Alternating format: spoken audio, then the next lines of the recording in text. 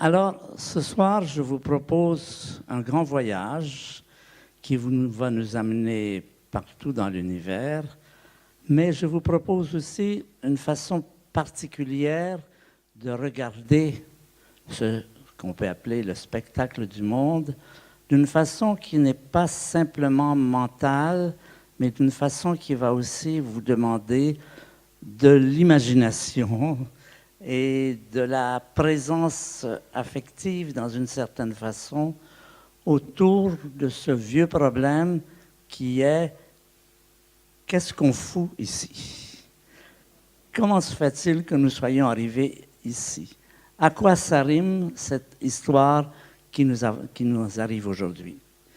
Je dois vous dire qu'il va y avoir des images un peu sensibles, peut-être, comme on dit au cinéma, les âmes trop sensibles peuvent-elles quitter maintenant? Et donc il faudra certaines images qui ne seront pas très faciles à regarder, mais c'est aussi la réalité. Et je crois que c'est important d'intégrer toutes les dimensions de l'âme humaine, des possibilités humaines, quand on fait ce qu'on peut appeler un regard sur le monde et à la lumière de la science contemporaine, sur ce que la science contemporaine nous a appris sur notre univers, sur notre lien avec l'univers, sur notre destinée, pour employer un grand mot. Est-ce que vous entendez bien? Bon, très bien. Et alors, ça va se décliner en 4 chapitres qui vont chacun stigmatiser un aspect particulier de cette réalité. Cette réalité, je vais employer le mot « ça ». Je ne vais pas dire « qui », je vais dire simplement « ça » dans le sens où on observe ça. Alors, on regarde le monde et on jette un quadruple regard. D'abord, on découvre que ça, je ne mets pas de CD parce qu'il n'y en a pas sur mon ordinateur, excusez-moi, je ne mets pas de CD, ça veut. Il y a dans le monde de la volonté. Il y a une volonté d'exister et s'accompagne d'un ça peut et d'un ça coûte et ça risque. Ça va être les 4 grands thèmes de cette soirée. Alors cette idée du ça veut, ça m'est venu un jour en lisant un livre de Schopenhauer, le philosophe, dont je n'arrivais pas à comprendre le titre. C'est son livre peut-être le plus facile, pas de flash s'il vous plaît. Son livre le plus... Pas de flash s'il vous plaît. Merci madame. Ça veut dire... Son livre s'appelle « Le monde comme volonté et comme représentation ». Ça m'a toujours intrigué de savoir qu'est-ce qu'il veut dire quand il dit « le monde comme volonté ». Et puis un jour, je l'ai compris, je pense, c'est un peu ce que je veux expliciter, c'est une vision particulière du monde. C'est de regarder le monde d'abord en faisant abstraction de tout questionnement philosophique ou religieux. Qu'est-ce que c'est que ce « ça » qui veut tout ça? Pour l'instant, on ne se demande pas cette question. On se plonge dans ce fait qu'un regard sur le monde montre que dans le monde, il y a on pourrait le dire comme ça, du ça veut, il y a du ça peut, il y a du ça coûte, et il y a du ça risque. Et il se trouve que les sciences modernes, mais on va faire appel à plusieurs sciences modernes, éclairent chacun de ces points. Et c'est une façon un peu particulière de regarder le monde, donc qui ne fait pas appel seulement au mental, mais à l'affectif et à tout ça. Alors, ça veut, on le regarde sous l'angle de ça veut, et je vais vous montrer des images d'abord que je trouve impressionnantes, qui sont des illustrations du ça veut. Ça, ce sont des gnous. Ce sont des gnous, on va beaucoup parler des gnous. J'ai passé du temps en Afrique et j'ai pu un peu suivre ces troupeaux. Et j'ai pu voir jusqu'à quel point, par exemple, là, vous avez 2 mâles qui luttent pour une femelle. Bien, vous sentez chez eux, il y a cette image Ils sont vraiment décidés, ils ont la volonté, ils vont gagner. On retrouve la même chose si vous regardez une ruche, vous voyez des quantités d'abeilles qui s'affairent, qui sont continuellement à leur travail, qui vraiment font quelque chose qui est de l'ordre d'une injonction pour eux de faire ce qu'une abeille doit faire. Vous avez la même image à l'automne quand vous voyez ces rangées d'hirondelles qui sentent qu'ils vont partir, qui sont prêts à partir, qui se préparent, et puis d'autres oiseaux migrateurs qui vont comme ça voler des milliers de kilomètres, justement pris dans cette idée, dans cette mouvance du « ça veut ». On le retrouve encore au niveau d'autres oiseaux migrateurs, où vous avez ces millions d'oiseaux qui agissent tous ensemble d'un seul cœur. Et je vais vous présenter aussi quelque chose que j'ai pu observer et qui m'a beaucoup impressionné. Ce sont les monarques. Les monarques, ce sont des papillons, très beaux papillons, vous le connaissez sans doute, vous l'avez déjà vu, dont on sait maintenant que ce sont aussi de grands migrateurs. Des migrateurs qui ont un voyage de 4 ans, qui voyagent du Mexique jusqu'au Canada. Ça prend 2 ans pour aller, 2 ans pour revenir, qui retrouvent exactement l'endroit où ils ont niché, l'arbre où ils ont niché. J'ai vu au Québec, par exemple, des situations comme ça. Tout d'un coup, un arbre, voici un arbre vers lequel les monarques vont venir nicher. Et vous voyez l'arbre, il est complètement couvert de monarques. C'est cette impression. Vous voyez, on n'est pas dans l'analyse, là, on est dans la perception mentale. Donc, ça veut dans la nature. Et question, ça veut quoi? Si on se demande qu'est-ce que ça veut, eh bien, on peut le dire en peu de mots, ça veut exister. Ça veut durer. Ça veut se perpétuer. C'est-à-dire que, sachant, en tout cas de façon opérationnelle, qu'on va mourir, on veut que la lignée continue, l'activité de cette perpétuation de la nature est également ici visible. Et je vous réfère à un moment important de votre existence qu'il n'est pas habituel de célébrer ou de commémorer, mais qui est réel. Ça se passe 9 mois avant votre naissance. Imaginez-vous dans le ventre de votre mère, imaginez-vous, il se passe ceci. Vous avez une collection de spermatozoïdes qui veulent, qu'il met toujours autour du mot vouloir, qui veulent et qui vont faire qu'il va y avoir cet acte fondamental pour chacun d'entre nous, qui, un d'entre eux, le vainqueur, va gagner et vous allez entrer dans l'existence. C'est le moment, et c'est intéressant de le dire, où nous sortons du néant. Auparavant, nous sommes dans le néant, nous n'existons nulle part et nous entrons dans l'existence. Donc tout ça, ce sont des illustrations de la nature vue comme, dit notre ami Schopenhauer, la nature vue comme volonté. Alors le reste du titre, le monde comme volonté et comme représentation, je ne suis pas trop sûr de le comprendre, je ne vais pas en parler aujourd'hui, ce n'est pas mon but. Aujourd'hui, je vais me concentrer sur ces 4 activités, ces 4 actions qui sont les actions du ça veut, du spectacle du monde. Alors, évidemment, pour vouloir, il faut pouvoir. Et dans le monde, ça peut. Ça peut, ça veut dire, par exemple, qu'il y a la possibilité de vouloir. Mais ça, maintenant, la science nous en apprend beaucoup sur l'historique de l'apparition de cette possibilité de vouloir dans l'univers. Et je vais commencer par raconter une petite histoire. Je vais commencer par décrire notre univers contemporain.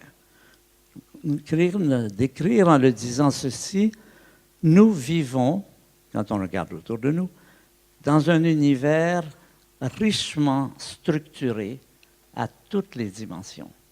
À partir des plus grandes dimensions, qui sont des galaxies, que la lumière met 100 000 ans à parcourir, Et si on descend dans l'échelle des dimensions, nous avons des structures à dimension inférieure aussi, dimension des étoiles, il y en a des rouges, il y en a des bleus, il y en a des jaunes, toujours des systèmes organisés. Il y a des planètes, évidemment. Et puis, à notre échelle, il y a la vie.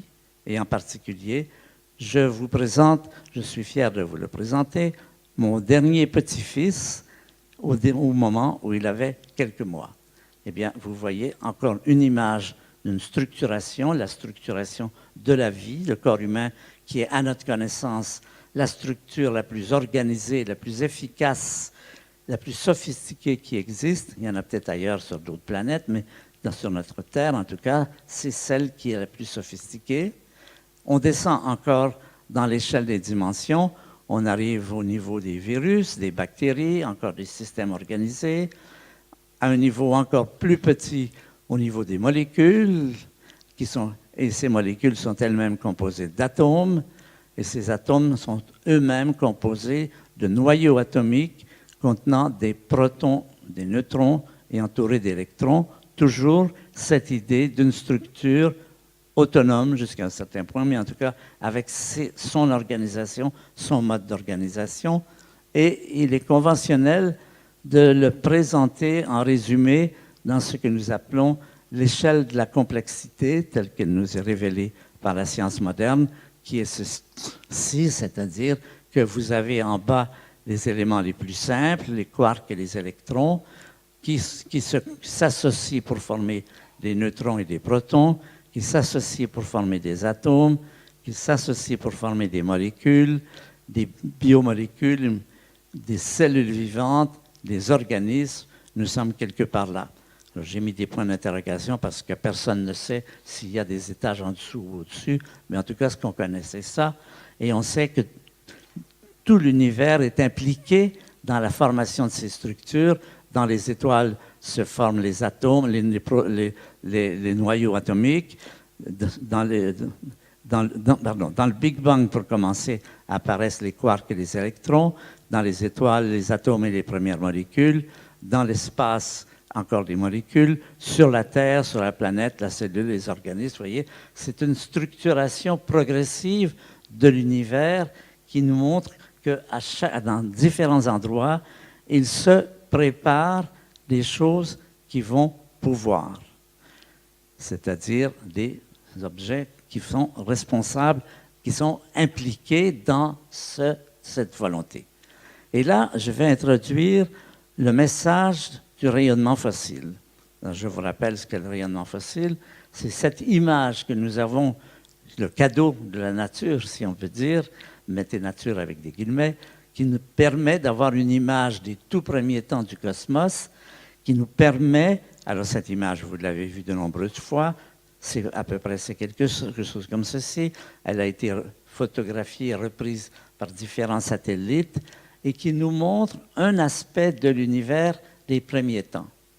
Et maintenant, on va partir de cette image des premiers temps pour conclure qu'à cette époque, nous savons qu'il n'y avait ni galaxie, ni étoiles, ni planètes, ni êtres vivants, bien sûr. Les 10 millions d'espèces vivantes sur la Terre n'existaient pas, même pas de molécules, même pas d'atomes, même pas de noyaux atomiques. Il y avait ce qu'on appelle un grand magma incandescent complètement instructuré, c'est-à-dire notre première information, il fut un temps, on le chiffre maintenant à 14 milliards d'années, où ça ne pouvait pas. Le fait de pouvoir est un phénomène historique qui s'écoule tout au long de la vie de l'univers, à des dates que maintenant nous commençons à connaître, à quelle époque sont nées les premières étoiles, les premières galaxies, les étoiles, les atomes et tout ça. Nous arrivons ainsi, grâce au fait que nous avons deux images de l'univers, de l'histoire de l'univers, l'histoire initiale, un magma incandescent, aujourd'hui, une collection de structures absolument fantastiques, et ça nous dit, en peu de mots, quelle est l'histoire de l'univers. l'histoire de l'univers, on peut la décrire comme étant l'histoire de la structuration de la matière. C'est-à-dire comment on est passé au début d'un univers qui est un magma incandescent et instructuré à l'univers contemporain aujourd'hui qui est au contraire très structuré et qui possède donc les éléments pour vouloir. C'est toujours notre obsession au travers de tout cela, c'est ces premières images de ça veut. Alors l'histoire de l'univers, on peut raconter en peu de mots. D'abord, on a cru longtemps avec Aristote que l'univers existait depuis toujours, que l'univers était inchangeant, éternel, qu'il ne se passait rien dans l'univers. Et grâce aux astronomes, en particulier à Hubble, mais à tout grand nombre d'astronomes, on a appris que là-dessus, Aristote se trompait. L'univers n'a pas toujours existé. Il a un âge. On le fixe à 14 milliards d'années. Ne me demandez pas ce qu'il y avait avant, je ne le sais pas, personne ne le sait. Mais l'univers a une histoire. Et quelle est l'histoire de l'univers? En peu de mots, c'est l'histoire de la matière qui s'organise. Comment cette matière est passée de cet état instructuré à cet autre état hautement structuré que nous retrouvons, que je retrouve parmi vous, que je retrouve dans moi-même. Toute cette structuration, c'est-à-dire la question de l'histoire de l'univers, c'est comment on est passé de ça, comment on est passé de ça à ça. C'est un peu de mots, ce qu'on peut appeler l'histoire de l'univers. C'est une façon de voir l'univers. Alors, ça va nous amener tout de suite à nous poser deux questions importantes qui sont remarquables parce qu'on ne sait pas y répondre et qu'on ne le saura probablement jamais. On ne connaît pas l'avenir, mais il y a à prévoir que ces deux questions vont nous échapper pour toujours, qui sont fondamentales pourtant, et la seule façon de les aborder, c'est de dire, eh bien, c'est comme ça, et à partir de ça, on renonce à essayer de comprendre, on peut faire de la science. Alors, la première question, c'est simplement celle qui s'appelait la question de Leibniz, qui disait « Pourquoi il y a quelque chose plutôt que rien ?»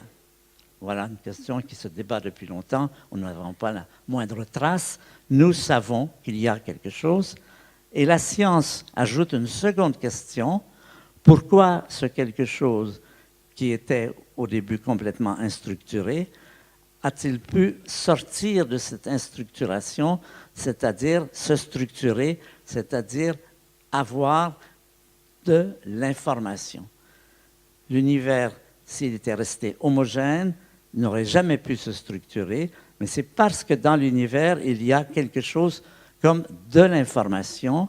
Par exemple, la matière, à la matière est collée de l'information. Il y a des électrons, il y a des protons, il y a des tortues, il y a de l'information. C'est un élément essentiel de la structuration de l'univers. Cette information, personne ne sait quelle en est l'origine. Est-ce qu'on peut savoir? Probablement pas. Nous prenons pour acquis qu'il y a quelque chose et que ce quelque chose est informé, c'est-à-dire n'est pas homogène. On est sorti de l'homogénéité des premiers temps. Chaque partie de la matière obtient, une étiquette sur laquelle c'est écrit « Toi, tu seras un électron, toi, tu seras un proton, toi, tu seras ceci, cela. » Bon, ça fait partie de ces choses qu'il est important de mettre au clair au début. C'est qu'on ne devrait pas essayer de répondre à ces questions parce qu'on pense qu'elles n'ont pas de réponse, mais on va dire « Oui, il y a de la matière, il y a l'univers, et la matière est informée, la matière n'est pas homogène, elle a des informations qui lui permettent de se structurer. » Ça, c'est notre début de notre... Et ce qu'on va étudier, c'est ce qu'on appelle le déploiement de l'organisation cosmique, comment l'information pénètre dans l'univers, et on peut aujourd'hui faire un historique de cette pénétration de l'information qui va faire que l'univers va passer son temps à devenir de plus en plus inhomogène, qu'il va y avoir de plus en plus de quantité d'informations qui vont s'inscrire dans la matière, qui vont établir les lois, qui vont gouverner cette matière, qui vont établir les mouvements de la matière. Tout ça, ça reste le grand mystère de l'information. L'information, elle est fondamentale, d'abord pour sa variété. C'était ceci. Attendez. Ah oui. La variété, elle est la source de la complexité et de l'efficacité. C'est la condition du vouloir. Pour vouloir, il faut que la matière soit informée, qu'il y a des lois, qu'il y a des mouvements, qu'il y a tout ça. Et là, on va encore demander à la physique de nous apprendre un peu plus. Elle nous a appris beaucoup de choses sur cette information dans la matière. En particulier, le message de la physique, cette fois, c'est de nous dire quelles sont les forces qui gouvernent tout ce qui se passe dans l'univers. Jusqu'ici, on n'en connaît que 4. Ça ne veut pas dire qu'il n'y en a pas plus. On n'a jamais trouvé d'autres. Mais ça, c'est... Il y a 4 forces. C'est la gravité, bien sûr. C'est l'électromagnétisme. La gravité, vous en avez, si vous regardez, vous l'avez vu à l'œuvre. L'électromagnétisme, si vous tenez à voir une manifestation, mettez vos doigts dans une prise de courant. Vous allez voir ce que ça donne. Vous allez sentir dans votre corps ce qu'est la force électromagnétique. Il y a ce qu'on appelle la nucléaire forte. Il y a 2 forces nucléaires, la nucléaire forte et la nucléaire faible, qui s'appelle aussi nucléaire de Fermi. Ce sont pour l'instant les seules forces dont on a besoin qui régissent, qui expliquent tout ce qu'on a expliqué, pas tout, mais tout ce que la science arrive à expliquer. Et ce que l'astronomie nous apprend aussi, c'est ce qu'on appelle l'histoire de ces forces. L'astronomie nous apprend qu'il y a eu ce qu'on appelle la divergence des forces. Au tout premier temps de l'univers, il n'y avait qu'une seule force. Et l'histoire des forces, c'est l'histoire de comment elles ont divergé à différents moments de l'histoire du cosmos. Et on peut le représenter à partir d'un petit schéma qui est comme ceci. Alors, ça, c'est le temps. Ça, c'est aujourd'hui. Donc, il y a 4 forces. Vous ne pouvez peut-être pas lire, mais c'est écrit force électromagnétique, force nucléaire faible, force nucléaire forte, gravité. Ce que nous savons aujourd'hui, nous savons avec une certaine crédibilité, c'est qu'au moment du Big Bang, il y avait une seule force. Ces forces, ensuite, se sont séparées progressivement. Il y a eu une force, ce qu'on appelle la force de grande unification, qui s'est séparée dans la force nucléaire forte et la force nucléaire faible et électromagnétique. Et puis, il y a eu encore un chapitre de séparation ici. Vous voyez, donc l'histoire de l'univers, c'est l'histoire d'une force initiale qui se sépare en plusieurs forces qui demandent bien sûr de l'information toujours, parce que la caractéristique des forces, c'est quoi? Ben, c'est d'abord leur intensité. Est-ce qu'elles sont très fortes comme la nucléaire ou très faibles comme la force de Fermi? Et ensuite leur portée. Est-ce que ce sont des forces à long terme comme la force de gravité ou la force c'est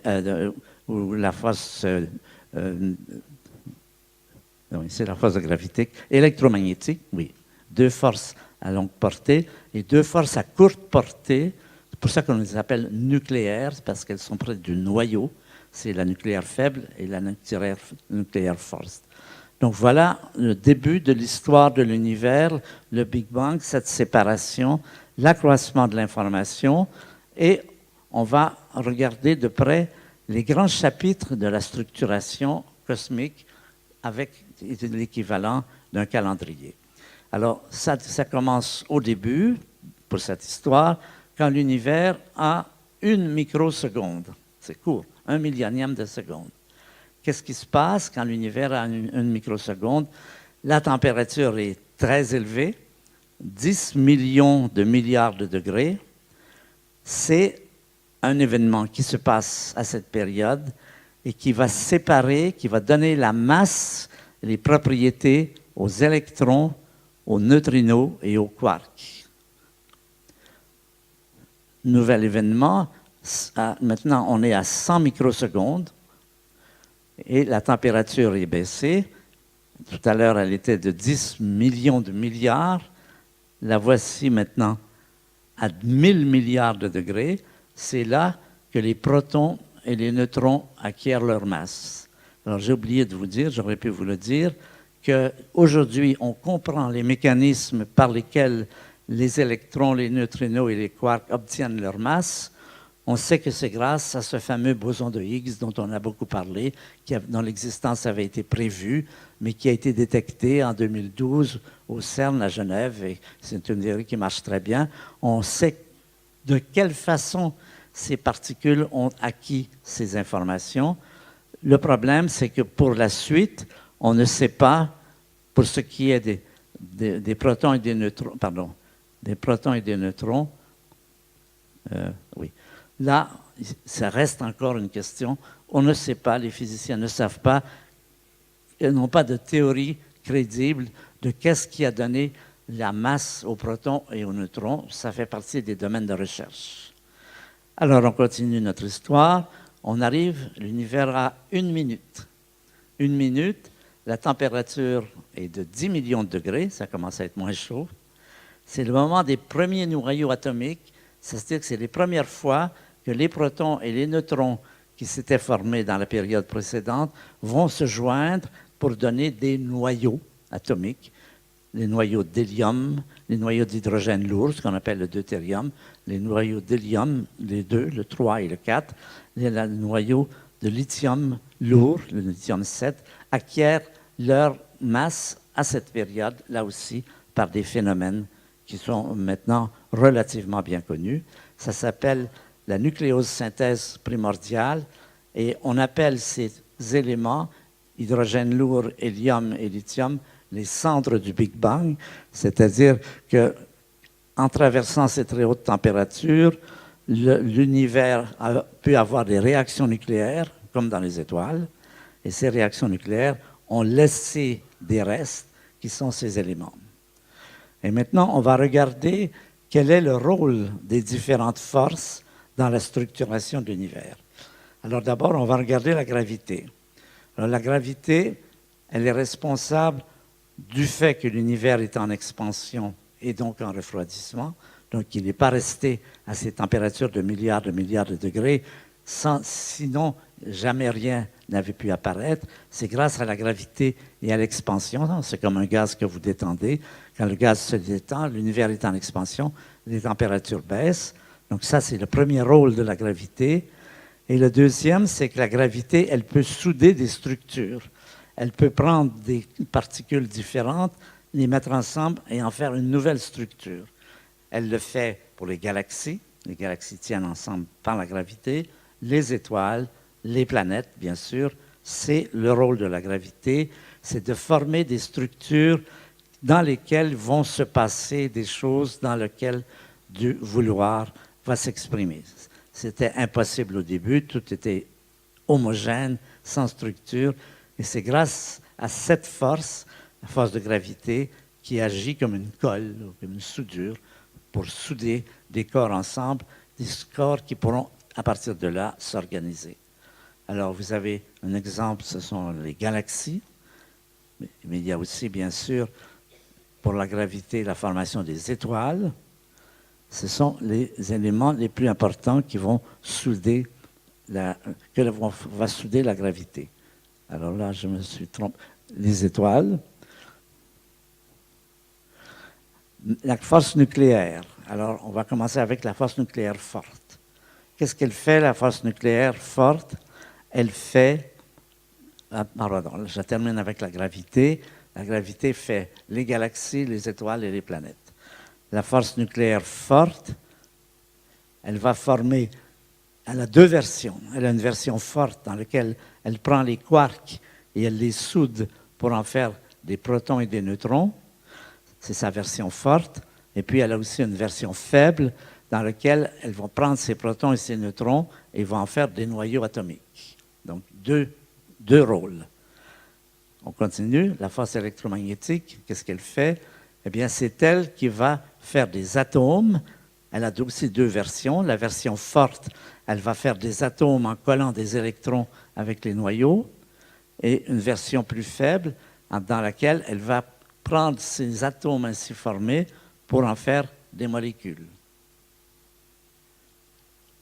Et la version faible, elle fait des molécules, elle fait de l'ADN, elle fait aussi, évidemment, toute la vie, tout ce qui est de la vie, que ce soit des bactéries ou des tortues, et notre vie, toute la chimie, est dirigée et contrôlée par la force électromagnétique. Alors, ce sont trois forces qui ont la capacité de souder, de faire des structures. La force faible, elle, est incapable de faire des soudures, elle est trop faible. Alors, quel est son rôle dans l'histoire de l'univers? Eh bien, c'est grâce à elle que les étoiles ont des longues vies. C'est elle qui permet au Soleil de pouvoir durer pendant, le Soleil peut durer pendant 10 milliards d'années. S'il n'y avait que la nucléaire forte, le Soleil aurait duré un temps très court, il aurait rapidement brûlé tous ses constituants et jamais la vie n'aurait pu apparaître, sachant que la vie, on le sait maintenant, en tout cas pour notre, prend des milliers, sinon des milliards d'années. C'est des phénomènes de longue durée, mais qui ont besoin d'avoir des sources d'énergie.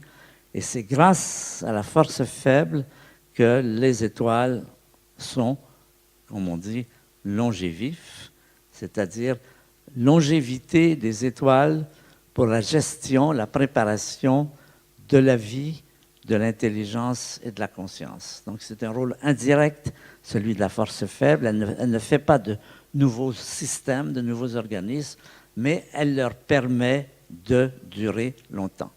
Et ça, on le retrouve dans cette image, par exemple, où vous avez le Soleil, les planètes qui sont autour, donc la force de gravité qui retient le Soleil ensemble, la force nucléaire qui lui permet d'être chaude, et la force électromagnétique qui lui permet d'avoir des atomes en surface, et la force faible qui permet aux systèmes planétaires qui ont été formés par la force électromagnétique et la force de gravité de durer le temps qu'il faut pour former beaucoup de réactions qui sont apparemment, parce qu'on ne connaît pas très bien les mécanismes de la vie, mais ce qui est clair, c'est que les mécanismes de la vie sont toujours des mécanismes à long terme.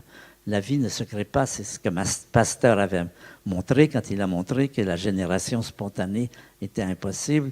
Ça voulait dire ça prend beaucoup de temps pour que la vie apparaisse. Elle n'apparaît pas à des temps très courts qui sont comme les temps caractéristiques des autres forces. Et dans cette histoire de l'univers, il y a un phénomène important, dans cette histoire de la structuration de la matière, il y a un phénomène important qui s'appelle l'optimisation. L'optimisation, ça illustre par exemple, on sait que l'univers s'enrichit progressivement en atomes fertiles. Ça veut dire quoi? Ça veut dire qu'au tout premier temps du cosmos, il n'y avait pas de carbone, d'azote et d'oxygène.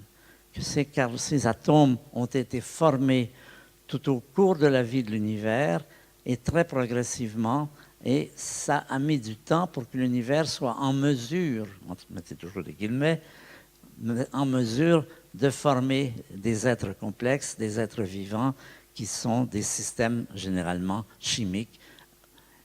Et alors je vais vous illustrer cela parce que ça nous touche de près. Ça nous touche de près dans le sens que nous savons que nous sommes le résultat de notre corps humain et notre possibilité de venir à des conférences d'astronomie. Ça résulte d'une longue histoire qui s'étend sur des milliards d'années dans lesquelles un univers qui était totalement instructuré s'est structuré et a permis la formation de systèmes de plus en plus complexes, de plus en plus sophistiqués et qui a permis l'apparition de la vie. Alors, je vais maintenant vous raconter notre propre histoire en disant, voilà, je vous présente un événement qui a eu lieu, des événements qui ont eu lieu et qui sont des hauts lieux de notre passé. Parmi les hauts lieux de notre passé, c'est-à-dire qui ont contribué à notre existence aujourd'hui, il y a ceci. Ça, ce sont des collisions de galaxies. Quel rapport y a-t-il entre nous et des collisions de galaxies qui se passent à des distances tellement lointaines qu'on ne peut même pas les voir si on n'a pas un télescope, même nos yeux? Ça, c'est une des merveilles de la science moderne, de nous renseigner sur des événements qui sont bien au-delà de notre possibilité de les voir, mais nous apprenons qu'ils ont joué un rôle important. Alors, voici un événement typique qui s'est passé il y a 7, 8, 10 milliards d'années. C'est une collision de galaxies. Vous avez deux galaxies ici, une qui est ici et une qui est là. Ces deux galaxies entrent en collision. Qu'est-ce que ça fait quand deux galaxies entrent en collision? Ce n'est pas comme des boules de billard, ça ne fait pas de toc. C'est plutôt comme des nuages qui s'interpénètrent. Et cette interpénétration les déforme considérablement. Vous voyez, la matière est complètement déformée par les champs de gravité. Et ces déformations ont pour résultat d'accélérer énormément la formation d'étoiles, et en particulier d'étoiles géantes bleues. Et ça, vous le voyez ici, tout ce bleu, ici, ce sont des étoiles nouvelles qui ont été formées par cette collision. Ces étoiles géantes bleues, nous le savons maintenant, c'est des productrices d'oxygène. C'est à l'intérieur de l'oxygène, en particulier, pas seulement, mais en particulier, que les atomes d'oxygène de l'univers se forment. Encore une fois, il n'y avait pas d'oxygène au tout premier temps du cosmos. C'est le rôle des étoiles de former des atomes, et ces atomes se forment généralement au moment de la collision de galaxies. Or, si on sait que le corps humain est composé à 60 ou 80% d'atomes d'oxygène, vous avez là un des premiers événements dont nous sommes redevables. C'est grâce au fait qu'il y a eu de telles collisions qu'il y a de l'oxygène et qu'il y a de la vie. Ce qu'on sait aujourd'hui, que l'oxygène est un élément indispensable de la vie. Peut-être ailleurs, on ne sait pas, mais en tout cas, dans notre cas, c'est clair. Et vous voyez comment ça vous permet de remonter dans votre passé et de voir quels sont les instants, les moments critiques de l'histoire de l'univers où se sont passés des événements qui ont un rapport avec nous. C'est ça qui devient intéressant. Vous connaissez cette chanson de Guy Béard qui disait « Parlez-moi de moi, il n'y a que ça qui m'intéresse ». Ben, c'est bien vrai. Quand on nous raconte que voilà un événement qui nous intéresse, c'est-à-dire que nous sommes redevables à cet événement d'être ici aujourd'hui, ça devient bien sûr beaucoup plus passionnant. Alors, l'oxygène provient des étoiles géantes bleues. Les collisions de galaxies provoquent la formation d'étoiles géantes bleues. L'oxygène provient des étoiles géantes bleues et le corps humain a 60% d'oxygène. Alors, un autre élément, bien sûr, c'est les étoiles.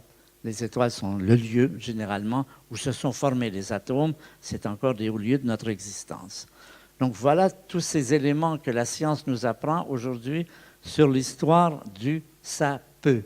Comment il se peut aujourd'hui qu'il y ait de la vie, de la conscience, du mouvement, du vouloir.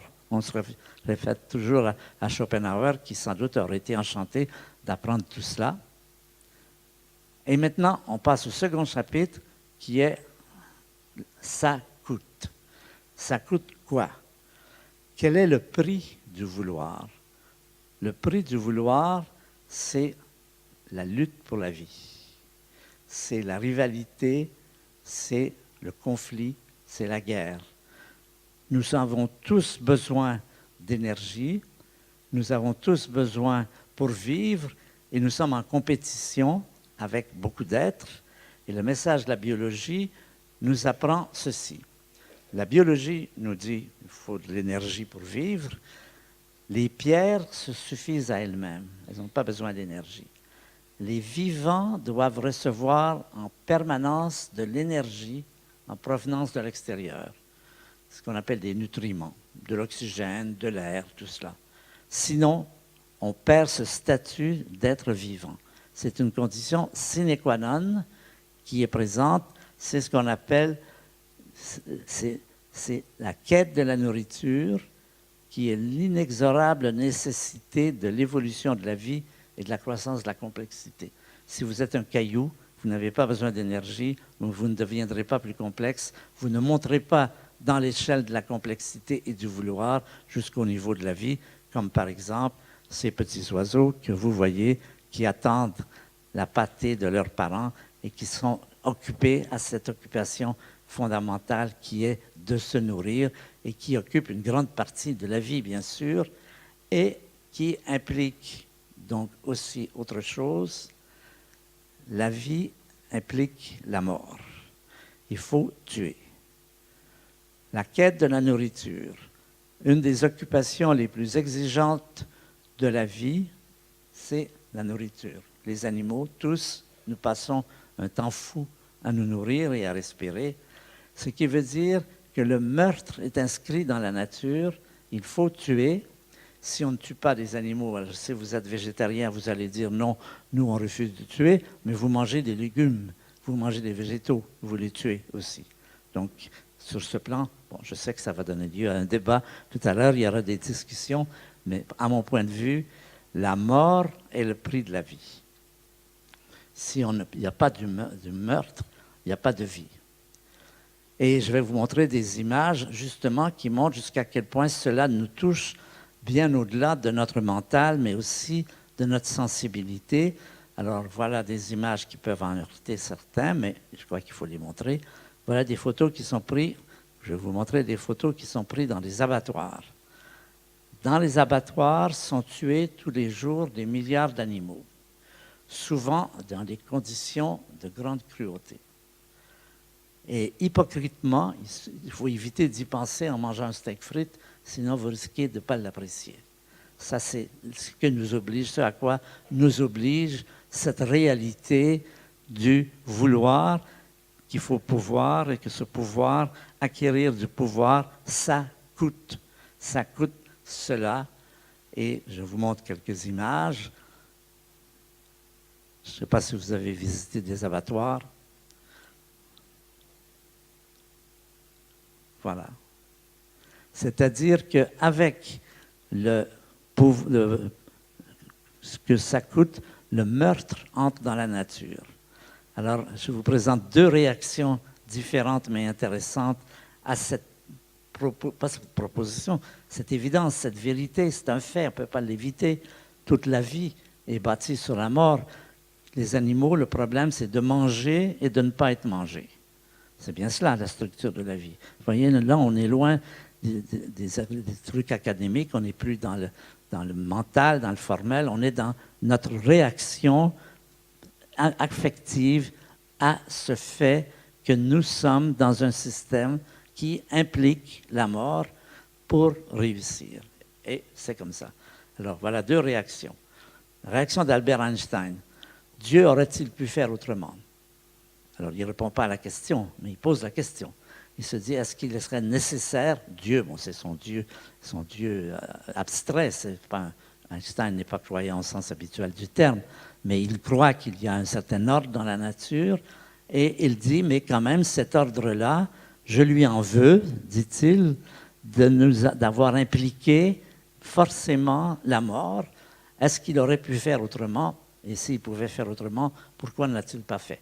Bon, ça, c'est un point de discussion intéressant pour les longues soirées d'hiver quand la télévision est en panne. Mais j'aime bien la réponse de Woody Allen qui dit « Si Dieu existe, j'espère qu'il a une excuse. » Alors, voilà encore d'autres images. Comment la mort et donner la mort est un élément essentiel de la structure du vivant. Que fait cette araignée aujourd'hui? Elle bâtit avec beaucoup de science et une virtuosité extraordinaire une toile. Pourquoi la toile? Pour attraper une proie, c'est-à-dire lui donner la mort. Voilà encore une image. Et après, je vais vous raconter une expérience que j'ai eu l'occasion de voir et qui est assez dure, mais je vous la raconte comme je l'ai vécue. Ça se passe en Tanzanie, en Afrique. En Tanzanie, en Afrique, il y a un phénomène extraordinaire. Si vous y alliez, ne manquez pas cela. C'est ce qu'on appelle la migration des gnous. La migration des gnous, c'est-à-dire chaque année, des millions vraiment des millions de gnous partent en migration pour aller d'une région à une autre région, simplement à cause de la sécheresse. C'est pour eux une obligation. S'ils ne migrent pas, ils meurent. Et voilà des photos. Vous voyez cette espèce d'immense défilé de gnous que vous voyez ici et qui se poursuit là-bas, qui se poursuit là-bas, qui se continue. Là, vous ne le voyez pas, il se perd à l'horizon. C'est vraiment un phénomène très impressionnant. Ce qui est particulièrement impressionnant, c'est qu'à un moment donné, ils sont obligés de traverser une rivière. Alors, vous allez les voir, qui vont traverser la rivière. C'est un chemin, il n'y a pas de question de ne pas le faire. Le problème, c'est que cette rivière est infestée de crocodiles et que les pauvres gnous sont obligés de plonger dans la rivière, sachant que les crocodiles en attrapent beaucoup. Et donc, vous voyez, j'ai vu, et je vous assure que c'est impressionnant, un crocodile qui bondit hors de l'eau, qui attrape un gnou et qui, évidemment, le bouffe. Et les crocodiles qui ont conscience de cela hésitent longtemps à sauter. On voit qu'ils savent ce qui les attend et vous avez des images comme celle-ci. Vous voyez, à un moment donné, ils sont bousculés, poussés par en arrière. Ils sont obligés de se jeter à l'eau. Et voilà des images de ce que j'ai vu moi-même. Et c'est vraiment impressionnant, je vous assure, de voir cette lutte, cette espèce de cruauté de la nature. C'est quand vous regardez ça que vous pouvez vous dire, comme Einstein, Dieu aurait-il pu faire autrement? Est-ce que c'était nécessaire qu'il y ait de tels actes de cruauté comme les abattoirs, comme ce que je voyais là avec les gnous?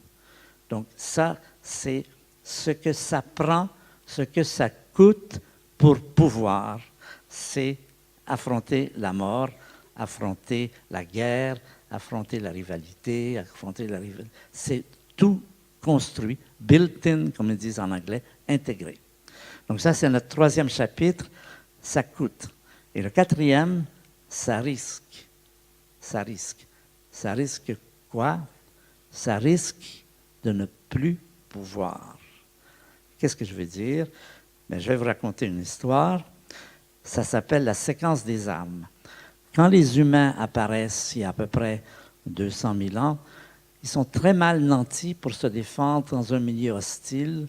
Ils n'ont pas de grandes dents comme les lions, ils n'ont pas de griffes comme les tigres, ils n'ont pas de carapace comme les tortues, ils n'ont pas de venin comme les serpents. Ils sont très mal nantis pour pouvoir manger, pour pouvoir acquérir de l'énergie. Alors, heureusement, ils ont reçu de la nature, alors mettez des guillemets là, un cadeau. Ils ont reçu l'intelligence. Personne aujourd'hui ne sait ce qui s'est passé il y a quelques millions d'années, quand une espèce particulière, et pourquoi cette espèce plutôt qu'une autre, a reçu en cadeau, mettez des guillemets, l'intelligence, et c'est cette intelligence qui va leur permettre de survivre. S'il n'y avait pas eu ce cadeau, nos ancêtres de cette époque ne seraient pas là, et nous ne serions pas là non plus, bien sûr. Donc, on va se ramener à 200 000 ans dans le passé. Non, on remonte à 3 millions d'années, nous diront les archéologues, à 3 millions d'années. Et les humains, ben, ils inventent des armes, parce que c'est ça qui va leur permettre de vivre. Des armes assez primitives au début, bien sûr, parce que ben, c'est un début. Mais après, ils inventent la poudre à canon, ils font des fusils. Et puis, ils vont faire des arbalètes, ils vont faire des bombes, et puis ils vont faire des bombes atomiques, ils vont faire des explosions nucléaires, et il y aura Hiroshima. Alors maintenant, une petite anecdote sur laquelle je reviens. Essayez de vous rappeler où vous étiez le 26 septembre 1983. Plusieurs d'entre nous sont déjà là, étaient déjà présents. Qu'est-ce qui s'est passé ce jour-là? Alors là, on est à Moscou, on est dans l'arsenal, quartier généraux de l'arsenal soviétique, et un monsieur que vous voyez là, M. Stanislas Petrov, est aux commandes. C'est lui qui a le doigt, comme on dit, sur le bouton rouge pour lancer ou non les ogives nucléaires que l'Union soviétique a préparé en cas de guerre nucléaire. Il reçoit un message de son quartier général qui lui dit « Les Américains viennent de lancer une salve de bombes atomiques. Elles seront ici dans 15 minutes. C'est le temps que ça prend pour traverser l'Atlantique pour une fusée. C'est à vous de prendre charge. » Monsieur Petrov réfléchit, il n'y avait pas beaucoup de temps pour réfléchir, ne fait rien, désobéit aux ordres. Il a eu raison parce que c'était une fausse alarme. Mais lui ne le savait pas. Il a décidé de désobéir parce qu'il s'est dit, c'est ce qu'on lui a dit après, pourquoi vous n'avez pas poussé le bouton? Il a dit, parce que je n'avais pas envie de déclencher une guerre mondiale et d'éliminer l'humanité. Là, vous voyez, vous sentez comment les choses s'étaient inversées, comment le fait que cette intelligence qui nous a aidés à exister quelques millions d'années auparavant, à cette période, aurait pu nous exterminer tous.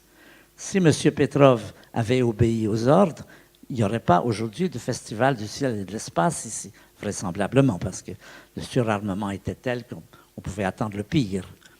Et c'est ça qui est intéressant de voir comment aujourd'hui nous sommes menacés par quoi? Ben, pas par les bêtes féroces, pas par la température, par nos propres armes. Nos armes, c'est nous qui avons inventé les bombes atomiques. Nous sommes d'une puissance absolument fantastique. Nous sommes l'espèce la plus puissante sur la Terre, la plus répandue. Nous avons une puissance énorme.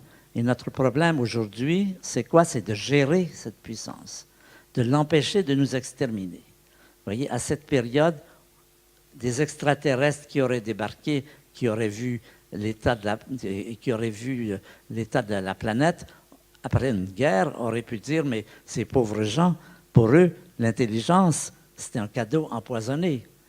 Il aurait mieux valu naître des tortues, parce que les tortues, c'est peut-être pas aussi intelligent, mais ça ne s'élimine pas, ça n'a pas la possibilité de s'éliminer. Nous avons, à cette période, été menacés par notre propre puissance.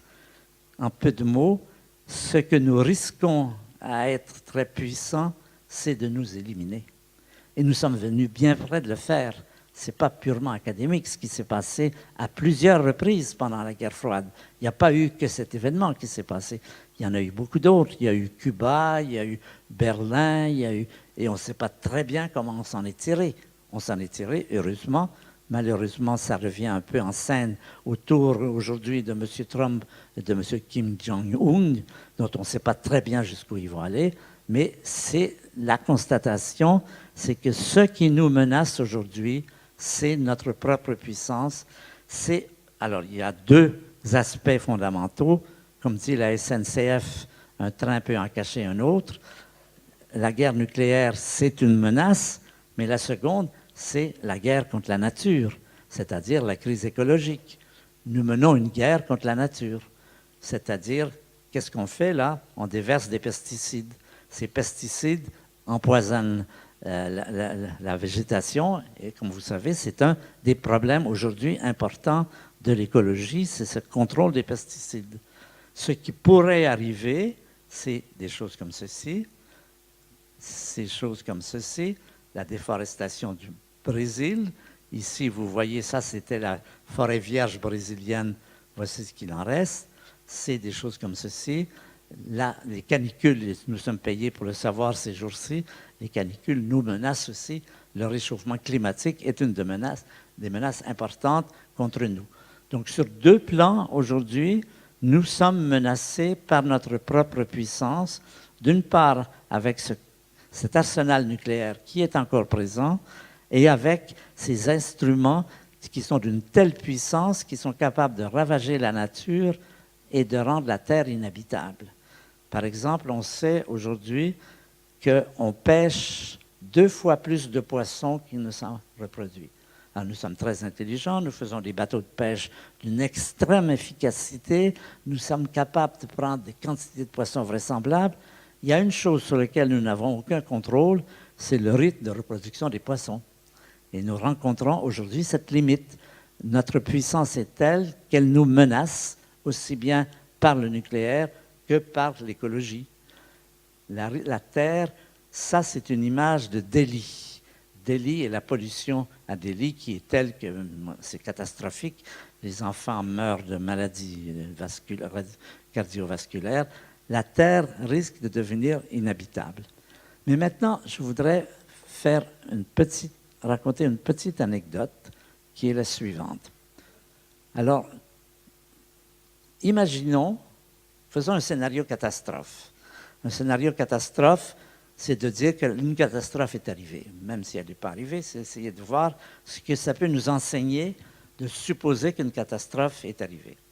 Alors, supposons que l'humanité, qu'il y a eu la guerre nucléaire, que l'humanité soit disparue. Ce qu'on pourrait se dire, c'est, est-ce que ce n'est pas une simple anecdote après tout?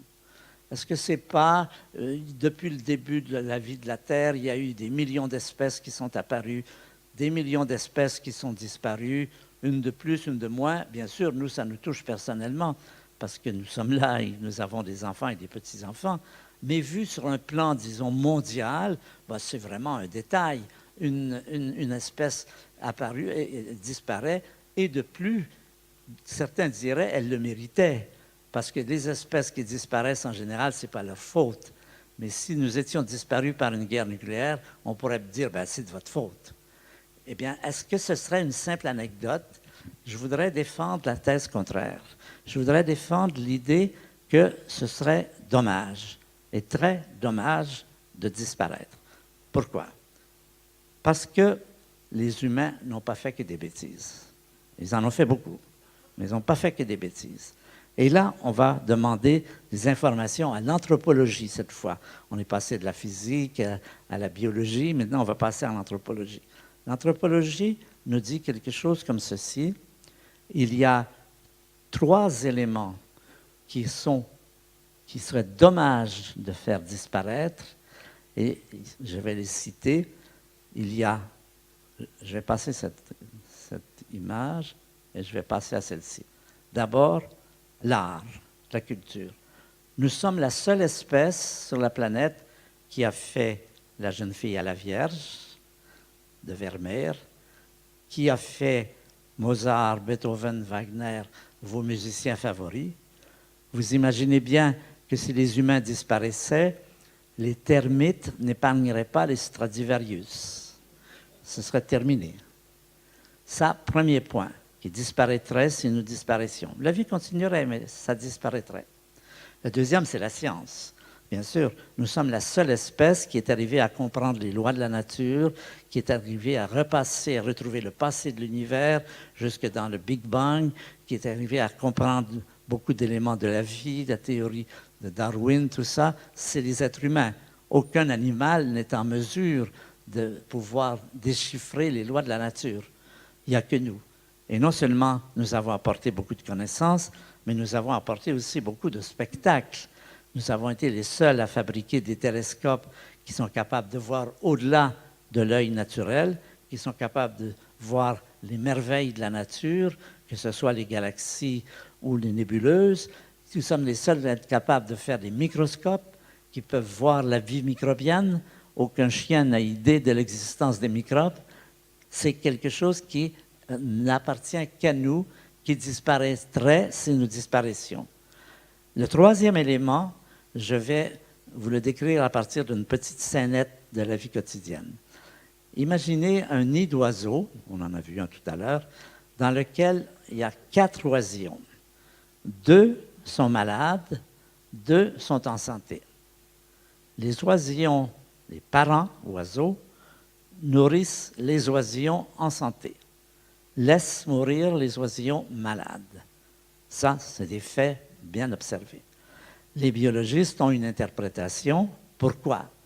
Parce que, disent-ils, si un oisillon est malade, son génome pourrait lui-même être affecté et il pourrait avoir des gènes avariés, ce qui ne serait pas idéal pour la poursuite de la lignée. Donc, il vaut mieux soigner les oisillons en santé qui, eux, ont plus vraisemblablement des gènes en santé. Ça, c'est le cas au niveau des oisillons. Maintenant, prenons une famille humaine. Il y a 2 enfants, un enfant malade, un enfant en santé. Vous savez bien que les parents vont s'occuper de l'enfant malade peut-être plus que de l'enfant en santé. Ce qui est illogique sur le plan de la génétique, puisqu'il vaudrait mieux soigner l'enfant en santé pour le même argument, parce qu'il a vraisemblablement des gènes malades. Pourquoi l'humanité soigne-t-elle plus l'enfant malade que l'enfant en santé? La réponse des anthropologues, et la réponse évidente aussi, on peut dire, c'est parce qu'il est apparu dans l'histoire de l'humanité un phénomène psychique, biologique, que nous appelons la compassion. C'est-à-dire le fait que nous souffrons personnellement de voir les autres souffrir. C'est-à-dire, nous avons envie d'intervenir. Ça, c'est à la base d'un vaste mouvement à l'échelle de l'humanité où on retrouve la Croix-Rouge, Amnesty International, la médecine. Tout cela, c'est quelque chose qui est profondément impliqué dans l'humanité. Ça n'existe pas seulement d'ailleurs chez les êtres humains. On sait maintenant, on connaît des cas de compassion chez les grands singes, chez les baleines et tout cela, mais ça n'a pas, évidemment pas atteint le niveau que ça va chez les êtres humains. Ils n'ont jamais fait de Croix-Rouge ou d'Amnesty International. C'est quelque chose qui, en un sens, nous est propre. Je répète, les oisillons ne nourrissent que les oiseaux ne nourrissent que les oisillons en santé, la compassion. Les humains s'occupent aussi des faibles et des malades, et même des animaux malades. Les lions s'intéressent aux gazelles malades, mais ce n'est pas pour les soigner. Ça nous est propre de nous occuper des animaux malades. Mais ces 3 éléments, l'art, la science, la culture, me paraissent être 3 éléments qui valent la peine de dire préserver, d'essayer que l'humanité ne se détruise pas par sa propre faute, qu'elle continue justement à cause de ces 3 éléments. Et là, je vais vous finir là-dessus sur ce qu'on appelle aujourd'hui le réveil vert. Le réveil vert, on peut le dire comme ceci, ça fait très longtemps que des humains déplorent le comportement de leurs congénères, de leur façon de traiter les animaux, de leur brutalité, du ravage, du massacre qu'elles font des animaux. Pythagore, qui vivait il y a 2000 ans, n'a pas de mot plus dur pour ses congénères, leur façon de traiter les animaux. Mais cette chose qui consiste à déplorer, c'est ancien. Ce qui est plus nouveau, ce qui apparaît beaucoup plus tard dans l'histoire, c'est la décision d'interagir, de faire quelque chose, de décider de faire quelque chose.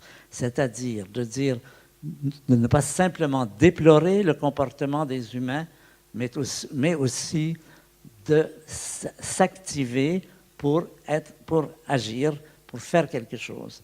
Et ça commence il y a à peu près les premiers temps, les premières manifestations d'action concertée pour préserver la nature. J'ai un peu cherché un peu partout. Si des personnes peuvent m'en donner d'autres, ça m'intéresserait. Je peux le faire remonter jusqu'à 1875. En 1875, c'est aux États-Unis. Là, on est en Californie.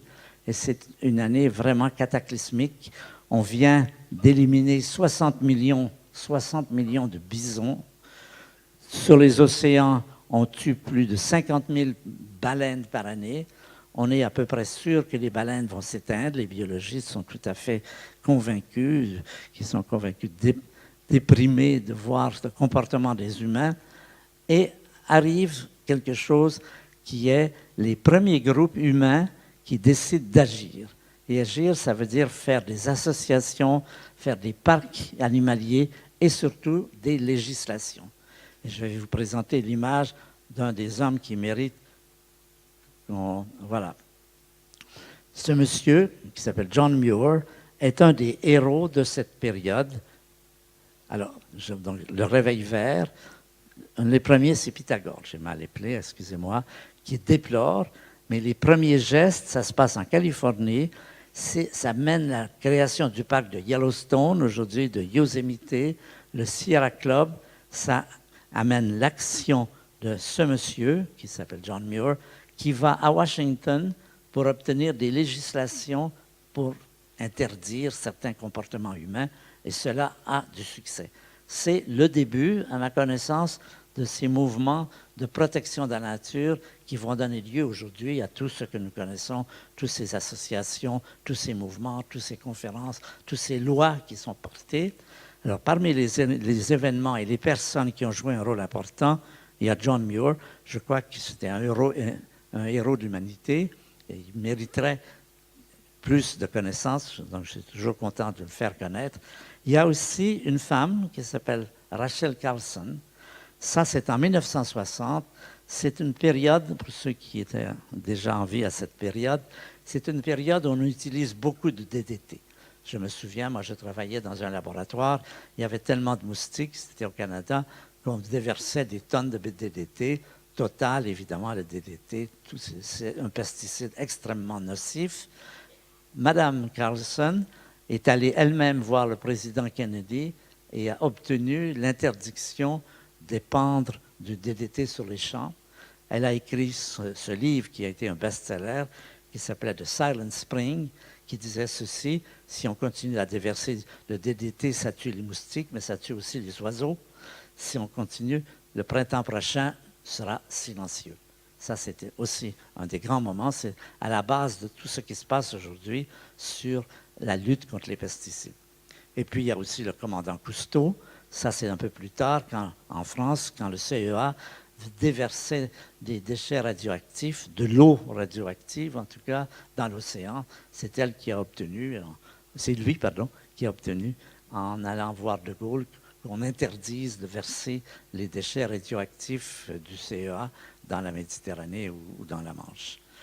Alors, je vais vous parler d'un mouvement dont je suis le président, c'est l'Humanité et Biodiversité.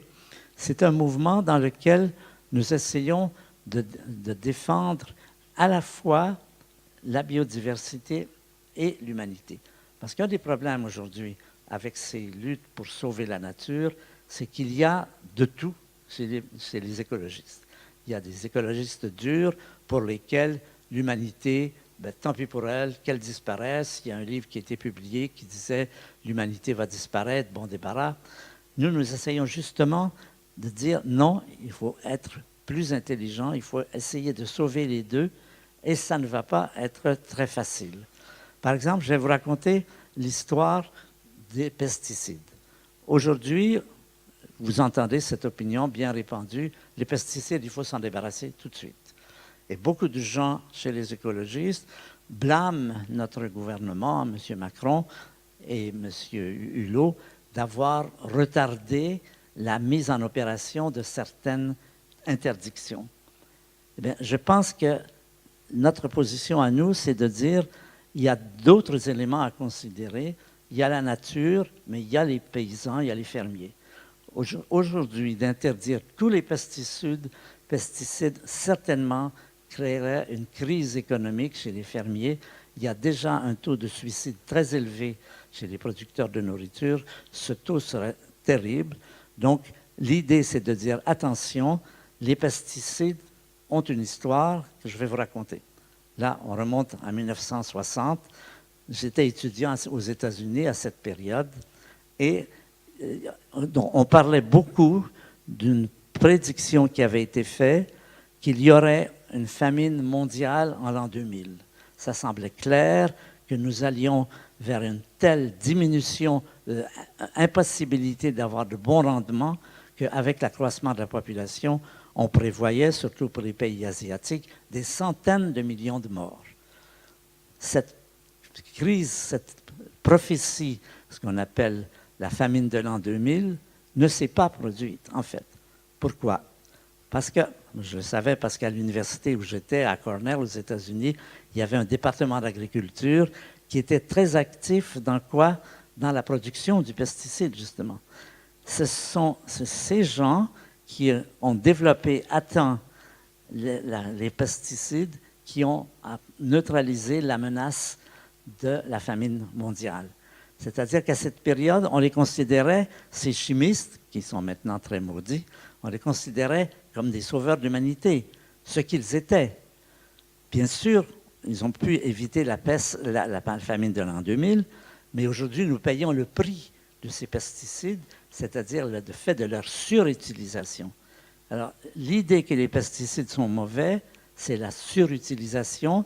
Il faut une utilisation rationnée et il faut surtout essayer. Un des problèmes aujourd'hui, c'est qu'il y a certains pesticides dont on sait qu'ils sont cancérigènes, par exemple le Roundup et d'autres qui ne s'est pas encore prouvé. Donc l'attitude du gouvernement, qui est l'attitude de Hulot, que nous approuvons de notre côté, c'est de dire prenons notre temps. Prenons d'abord, évitons, interdisons les pesticides connus pour leur effet cancérigène. Pour les autres, laissons le temps aux paysans d'abord d'évaluer quels sont les pires ou les moins graves et surtout de développer des méthodes de culture alternes, ce qui se fait beaucoup, ce qui s'appelle la permaculture. Toutes ces choses-là se mettent au point, mais évitons les positions radicales. C'est-à-dire, regardons, il y a deux, dans humanité et biodiversité, il y a la biodiversité, il y a l'humanité. Essayons de sauver ce qu'on appelle sauver la chèvre et le chou. Historique de la préservation de la nature, conférence de Rio de Janeiro, Johannesburg, Copenhague, Paris 2015. Paris 2015 est un moment historique, en fait, je pense. C'est une des premières fois dans l'histoire de l'humanité que l'on voit un projet être approuvé par l'ensemble de la planète. À la dernière journée de la COP 21, 195 pays, c'est-à-dire pratiquement toute la planète, se sont mis d'accord sur un point. Ça, c'est déjà une première. On ne voit pas ça dans le passé. Ce point, c'était il y a un problème. Ce problème, c'est le réchauffement climatique. Déjà, ça, c'est une première mondiale. Alors, évidemment, résoudre le problème, ça ne va pas être simple, mais la condition initiale sine qua non, c'est que tout le monde se mette d'accord. Aussi longtemps qu'il y a des gens qui ne sont pas d'accord, on ne va pas nulle part. Donc, il y a eu cette histoire, et donc, finalement, je vais parler de ce qu'on appelle l'éthique de la biodiversité. Encore une fois, la biodiversité, ça n'est pas simple, ça n'est pas un domaine de c'est bien, c'est pas bien, c'est un domaine de attention à ce que vous faites. Quand vous faites un projet nouveau, essayez de voir quels sont les effets possibles secondaires que vous regrettez ensuite d'avoir fait. Par exemple, les parcs animaliers, ça a été aussi un problème assez grave. Au début, qu'est-ce qu'on faisait? On décidait dans une région de faire un parc animalier et on vidait tous les gens. Eh bien, on s'est aperçu après coup que ce n'était absolument pas une bonne solution. D'abord, ça créait des tensions sociales énormes. Et on a découvert après coup que les meilleurs gardiens, justement, de la biodiversité dans les parcs animaliers, ce sont les gens qui y habitent. Ce n'est pas les gens qui habitent à Paris ou à New York. Donc, voilà un exemple. Je vous ai parlé des pesticides. Les pesticides ont leur droit d'avoir évité la famine de l'an 2000. Les espèces invasives, c'est un peu la même chose. Il y a aussi ce débat qui considérait à dire il y a des espèces invasives, il faut les éliminer. Bien, on s'aperçoit après coup que ce n'est pas toujours la meilleure idée. Les espèces invasives, ce sont des espèces qui ont une particulière vitalité. Et si on élimine les espèces invasives, on risque d'avoir des problèmes beaucoup plus graves après coup. C'est ce que disait notre ami tout à l'heure, notre ami Thomas, à propos de ces façons d'agir avec la nature, toujours essayer de tester à l'avance ce qu'on fait. Alors, je pense que j'ai un peu terminé, oui, j'ai un peu terminé. Oui, voilà, merci.